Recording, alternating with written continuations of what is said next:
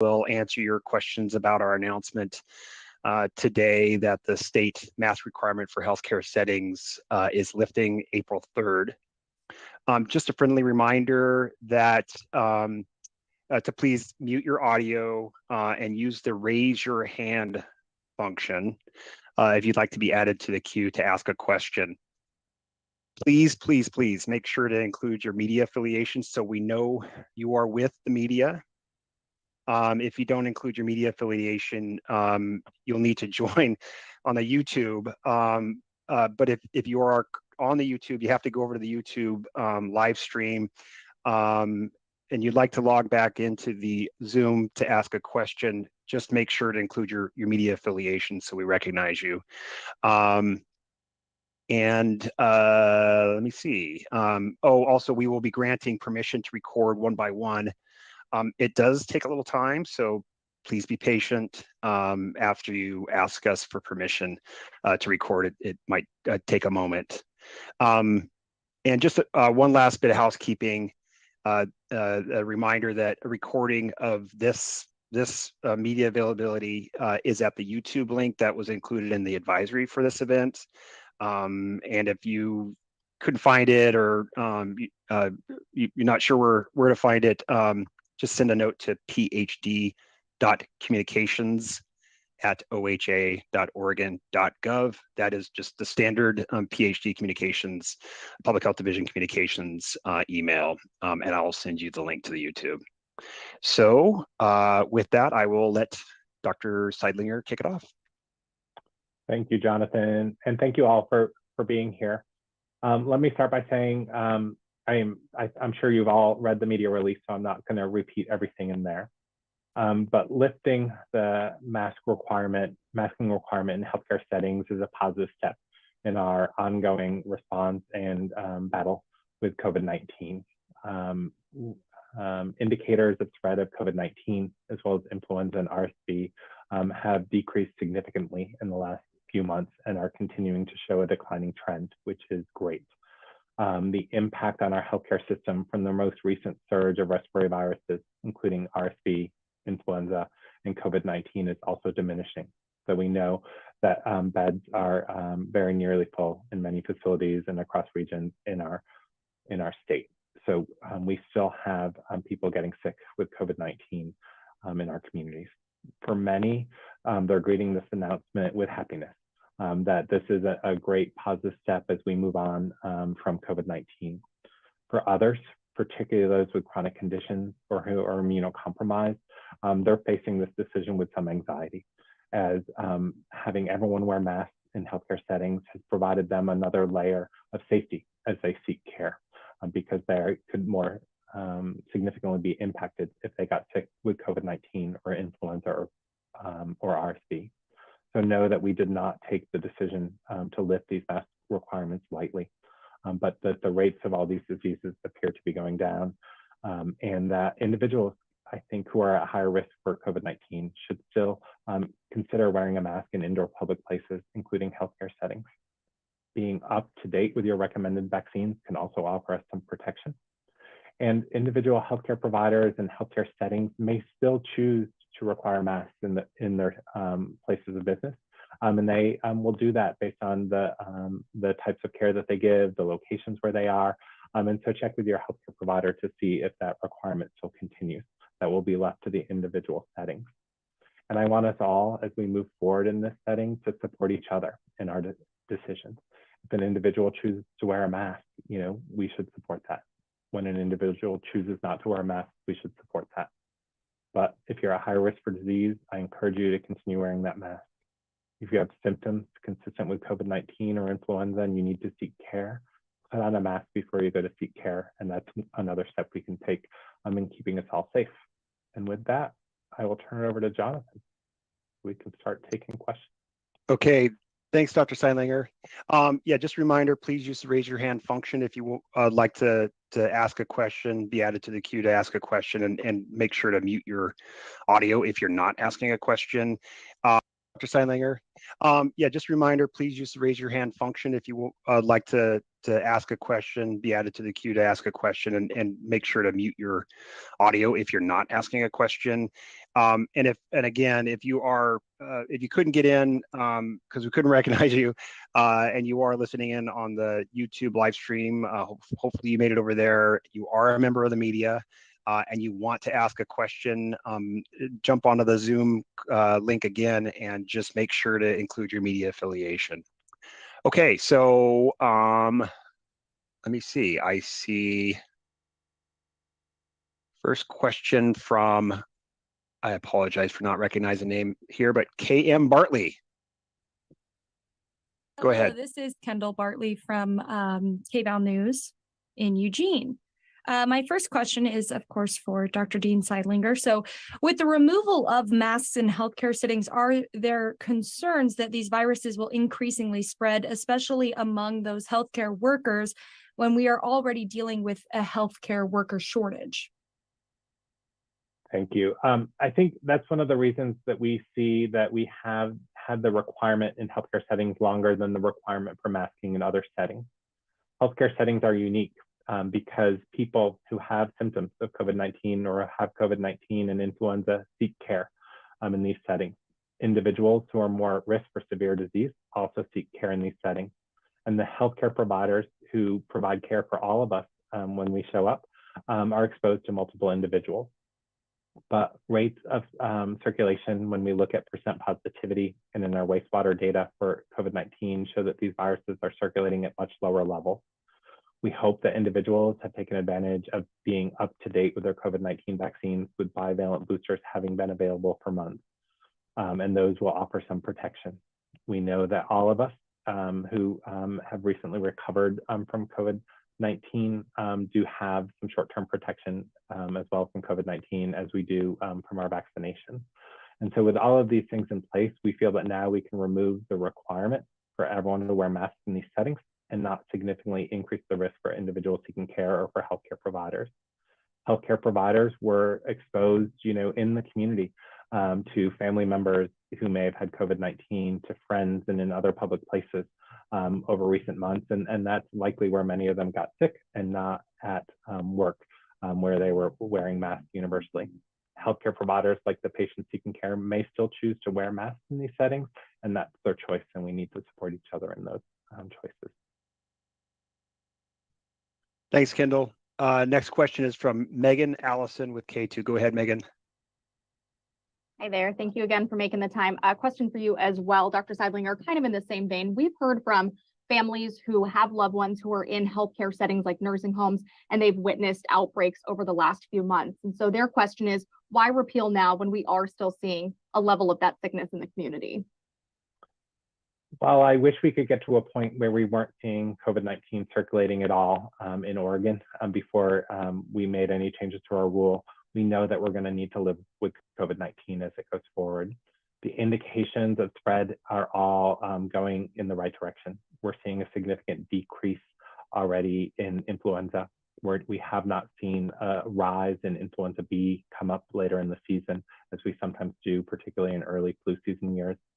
The circulation of RSV, or respiratory syncytial virus, has gone way down, and we're continuing to see downward trends in our COVID-19 numbers. So I think this is the right time to repeal this rule. The other steps that individuals can continue to take is to assure that they're up to date with their COVID-19 vaccine, with their annual flu shot, that they consider wearing a mask in crowded indoor places if they're at higher risk. So those with immunocompromised, older Oregonians, those with chronic conditions like lung disease may still wear a mask. And for all of us, if we're feeling sick and we think we might have flu or COVID-19, we should stay home. If we need to seek care for that, we should put on a mask before we go to seek care. And taking these steps as individuals will help us all keep ourselves safe, our loved ones and our neighbors safe, and our relatives and loved ones who are in these long-term care facilities where we know we've seen some of the greatest outbreaks and impact of this disease from the start of COVID-19. And just a quick follow-up question on the other side of the coin, we've heard from people saying, if you're going to make this announcement, why wait a month? Why not just put it into effect now? So this announcement is going to change mask wearing across all types of healthcare facilities. So we wanted to give our healthcare partners some time to look at what they would like to do. Would they like to keep this requirement in place because of the patients they serve or the type of care that they give, so that they have time to make that decision and talk it through? So that if they are going to remove this requirement, that they have time to think, what are all the implications and how do they need to do that in a smooth way? And for patients who are worried about getting seriously ill with COVID-19, our fellow Oregonians who are immunocompromised or have chronic conditions may feel increased anxiety because this additional protection step is going. So this will allow them some time to plan for how they're going to seek care once this rule is lifted, when not everyone is required to wear a mask. So we wanted to give everyone time to adapt to this, and we felt that a month's time was a good time period for people to do that. And so that's where the April 3rd date comes in. Thanks, Megan. Just a reminder to please use your raise your hand function. And if you're just joining us, yeah, again, use the raise your hand function, but also make sure to mute your line before you, if you're not asking a question. And those of you who might be over at the YouTube live stream, feel free to pop back to the Zoom and just make sure you have your media affiliation. Just wanted to include that reminder. And next question is from Lisa Balick, Coin TV. Go ahead, Lisa. Yes, hi, Dr. Seidlinger. Question I'm getting from healthcare workers who I've spoken with. They're concerned about what happens if their facility still requires people to wear a mask, but people will come in and get into a confrontation like they did before, saying, I don't have to wear a mask. There's no state law that requires me to wear a mask. What about those situations? Is there going to be any kind of guidance as to how to handle that? Thank you for that question. I think we would ask our healthcare partners to handle that in the same way they do now. For someone who comes in and is not wearing a mask, to offer them a mask, to educate them about the need to wear a mask, and to escalate that if the situation, if the person does not comply. Individual healthcare settings, providers can still continue to wear a mask, so they can offer that same suggestion, keeping masks handy at entranceways and doors, providing clear signage that says that masks are still required in this setting so that people know what's expected as they come in, and to remind people and educate them about the policy that they have so that they can wear a mask. But I wouldn't anticipate significant differences, as the state wasn't, on all those at all those sites, actively enforcing the current mask rule. And so it came down to those individual conversations when people weren't wearing a mask or were choosing not to comply with our mask requirements.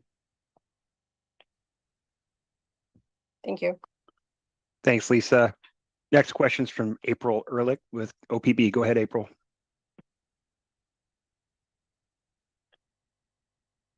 I'm just trying to gauge who this applies to. It's not just like hospital settings. It's also like what veterinary clinics and what physical therapy. Who's being impacted by this policy? Yeah, I won't be able to rattle off the full list, but we can send you a link to the rule. But our healthcare setting rule and the providers that provide care in that rule is fairly broad. So this includes outpatient healthcare delivery, whether it's primary care, subspecialty care, physical therapy, occupational therapy, across multiple settings. Our inpatient care settings, hospitals, the associated emergency departments and other places where individuals seek care. Long-term care facilities, including our skilled nursing facilities, memory care facilities, and other long-term care facilities where care is delivered are covered under our rule, as well as pharmacies. So a broad level of facilities, and all those facilities will see the masking requirement go away on April 3rd. And have you looked at other states who have dropped a similar rule and any after effects that what was the impact in those states? I think I haven't seen any specific studies that show the lifting of the health care masking rule and how that specifically impacted case rates.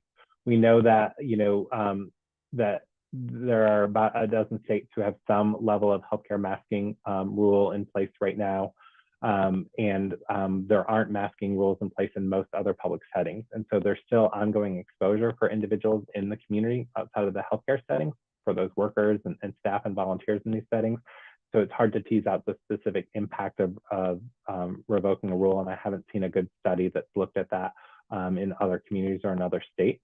But I know that our neighbors to the north in Washington made a similar announcement this morning about removing their healthcare masking rule with the timeline of April 3rd as well, and we did have conversations with them and aligned those dates.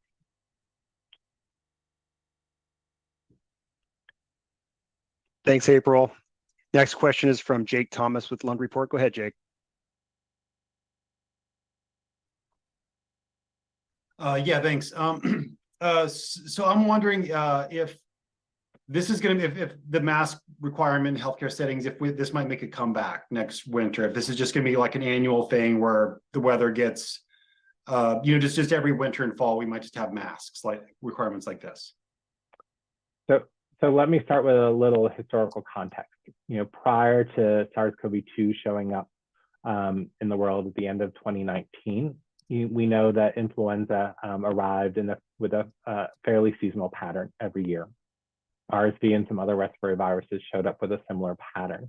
And so in many healthcare systems and communities, it became common to look at the spread of things like influenza, and when influenza was spreading at higher levels, to require masks be worn, particularly in hospital settings, to put visitor restrictions in place during those times to try and protect patients from the spread of influenza. That wasn't the norm across healthcare settings, but it certainly happened in the Portland metro area. Local public health and healthcare systems got together and used, a regular criteria to strongly recommend masking in hospital settings, especially. And I think we'll see more of that in the future. In this, I know we're still in the winter now, but in next winter's respiratory season, that we may see more healthcare providers who choose to implement masks universally in their setting. We also will be able to use this time in the summer as we go into the fall to have conversations with our healthcare partners, with patients and consumers of healthcare, our local public health partners and others who are interested, to say, what should we be doing in preparation for the next respiratory viral season? Because we know influenza will come back with a fairly predictable seasonal component, RSV will, and eventually we think COVID-19 may become a little more seasonal. So what actions should we take? How should we prepare, and what policies should we have in place to help protect the workforce that provides us the care that we all deserve, and patients and those who are seeking care. So I think this offers us some opportunity to have those conversations. Thank you. And I know it's off topic, but I do have to ask if you have a reaction to the resignation of James Schroeder today. Let me say I appreciate the leadership that Director Schroeder has provided in his time here at OHA.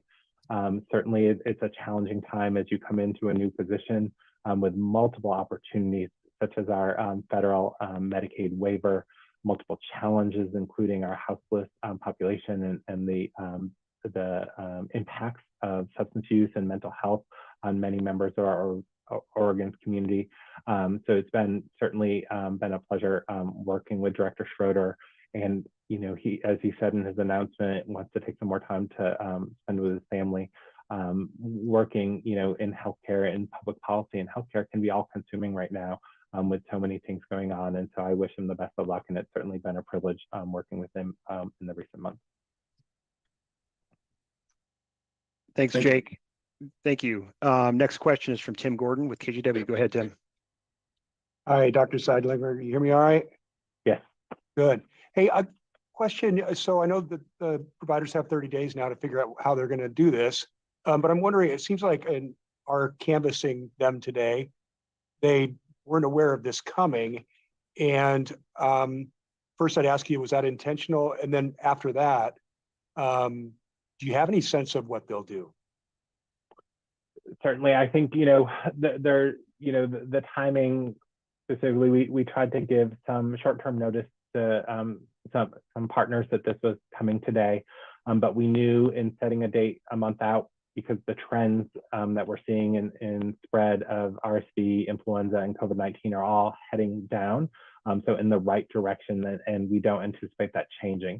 This gives us some time to engage with our partners in those conversations, so that if they are choosing to make a decision to keep a requirement in place across their settings or in certain settings that they're responsible for, that they have time to do that, and we can have some conversations about what that could look like, and then longer term have conversations about what policies and recommendations could look like as we would approach next winter. Can I just ask you then, the second part is kind of, do you have a sense of what they're going to do? Because what we're getting back is we're considering it and safety is our top priority, and that's it so far. Do you have a sense what they might do? I don't, because we haven't had those conversations. I think, again, giving a month lead time will give individual providers the chance to have those conversations with their staff, with their leadership, with the patients and consumers that they serve, and make those decisions. And so, a time to have those conversations is something we have in the next month. But again, I would also encourage individuals, whether you're a healthcare provider and you feel that you want to continue to wear a mask, to continue to wear that mask even after April 3rd. If you're a patient who's seeking care, and particularly if you're at risk for severe disease, to continue wearing a mask.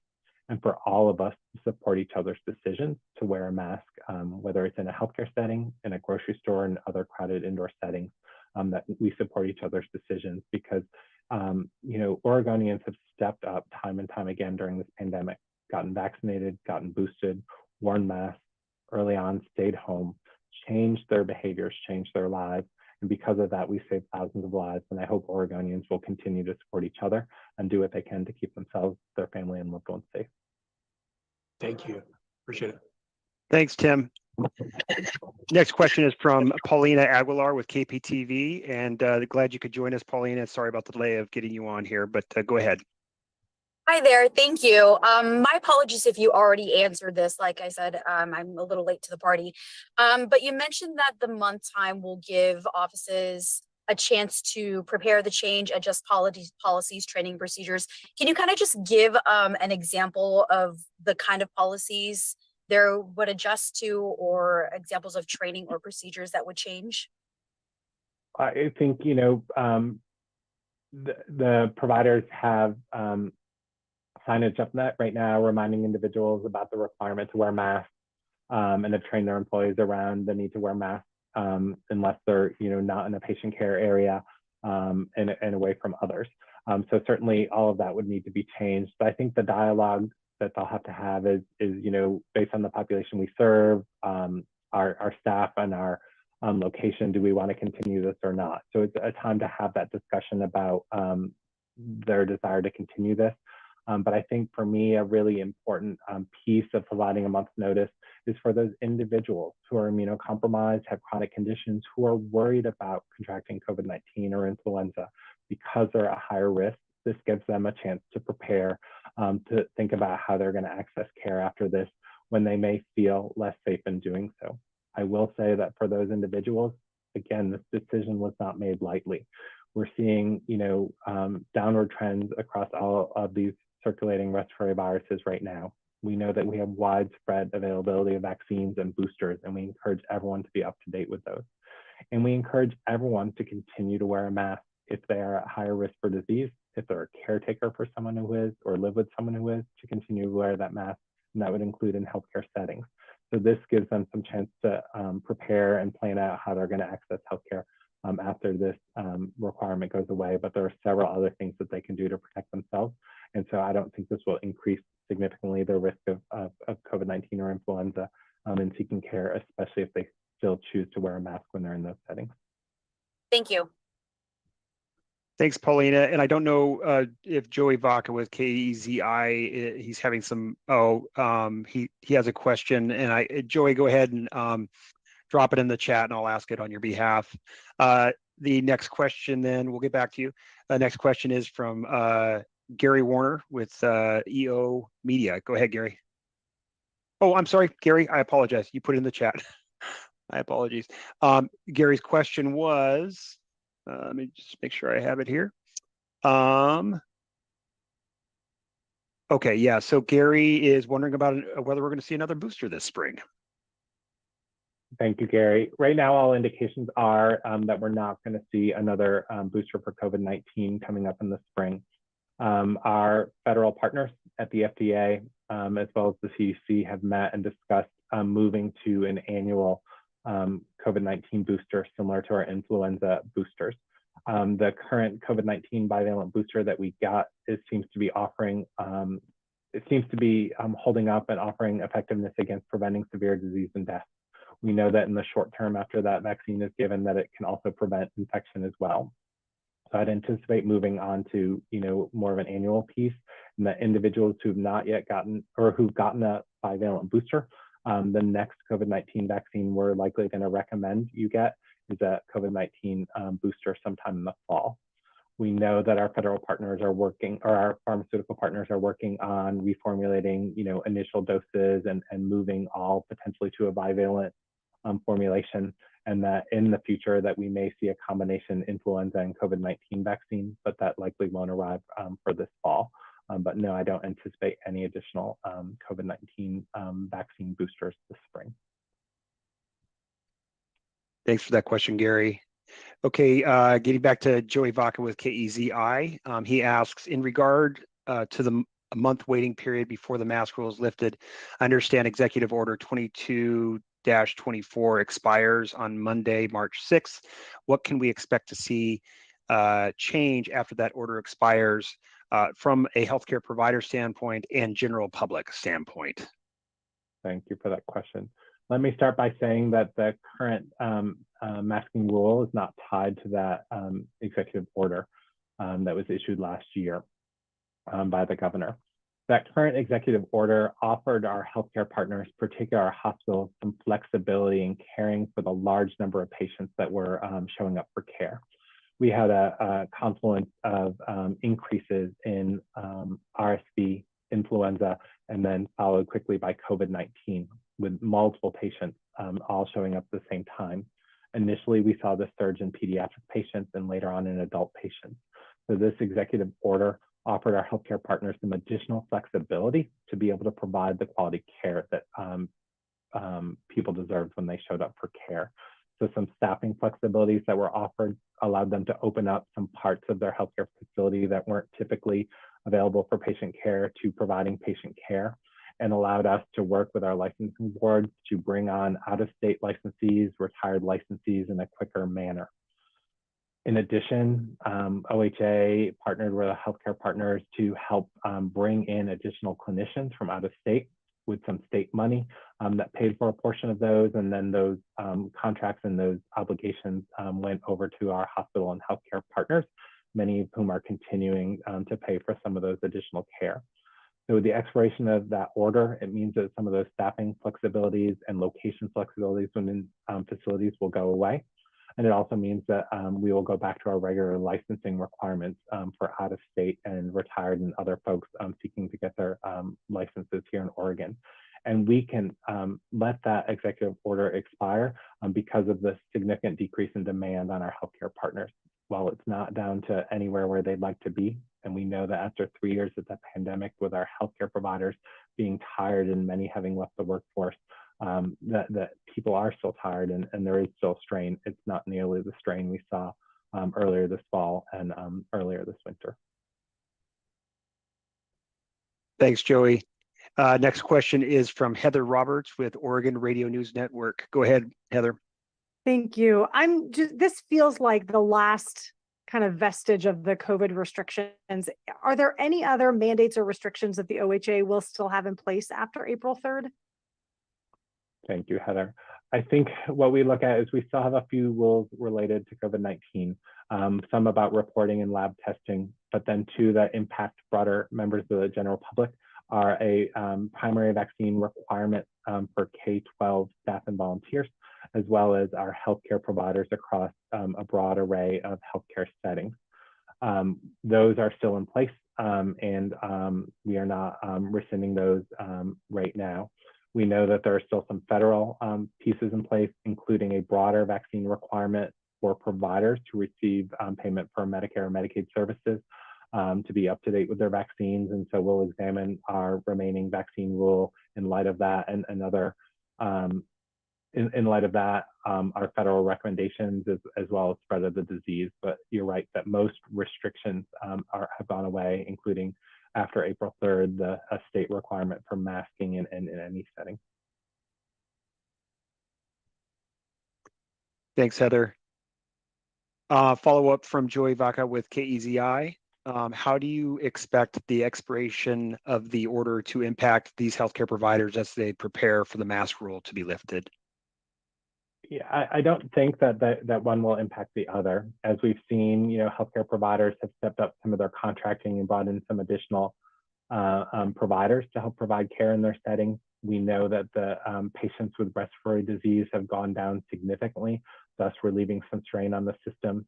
And so, and respiratory diseases circulating in the community have gone down significantly.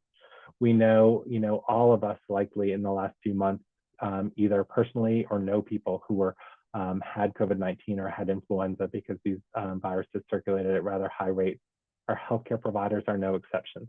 Many of them got sick during this time and had to take time away from work, whether it was because they were ill themselves or needed to stay home and take care of an ill child or an older relative. So as disease is circulating less in the community, our healthcare providers will be less subject to getting sick and less subject to having to stay home and take care of ill relatives as well.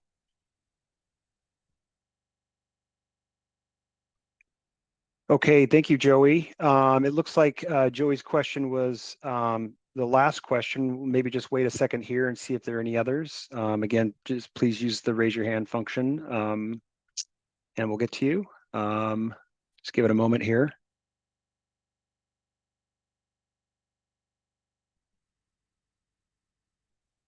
Okay, not seeing any. Thank you everyone for joining this media availability. Again, this recording of this event will be at the YouTube link that was included in the advisory for this meeting. So check that out. Also wanted to let you all know that we will be doing our monthly COVID-19 / respiratory season media briefing next Thursday, March 9th at 11 a.m. So look for an advisory with details about that. And if you have any other questions, feel free to send me an email at phd.communications@oha.oregon.gov. Have a great rest of your